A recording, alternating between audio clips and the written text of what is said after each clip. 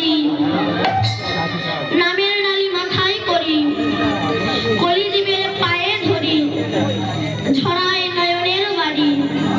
বলে একবার বলো তোমরা গৌর হরি। এসেছে কলিহতকে হরি নামের প্রতিধ্বনি দিয়ে উদ্ধার করার জন্য।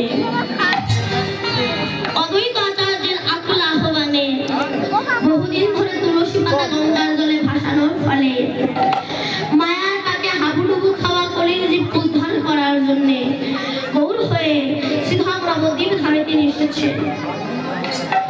কিন্তু গৌরাঙ্গ মহাপ্রভু তো খালি হাতে আসেননি উদ্ধার করার জন্য, উদ্ধার করতে এসেছেন একটা বস্তু নিয়ে।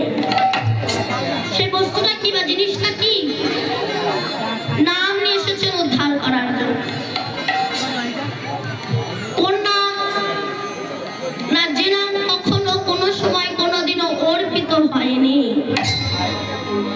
অনার্পিত চরিঞ্চিরা করুণায় অবতীর্ণ কালো সমর্পিত উন্নত উজ্জ্বল রসাংশ সভক্তি শ্যাম হরিপুরাট সুন্দর দূতি কদম্ব সন্দীপিত সদা হৃদয় স্ফুরাতুবা শচিরনন্দা।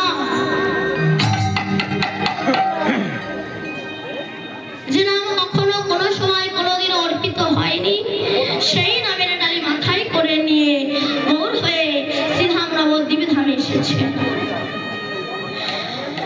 তো মহাপ্রভু এই যে নাম নিয়ে এসেছে, এই নাম কেউ করছে আবার কেউ করছে না।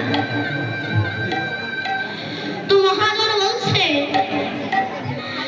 একটা শিয়াল কুকুর যখন পৃথিবীতে জন্মগ্রহণ করে চলে গেল, আমি মানুষ হয়ে শিয়াল কুকুরের মতো পৃথিবী থেকে চলে গেলাম। একটা শিয়াল কুকুরের সঙ্গে আমার মানুষের কোনো তফাৎ রইল না। তাহলে প্রশ্নটা এখানে, সে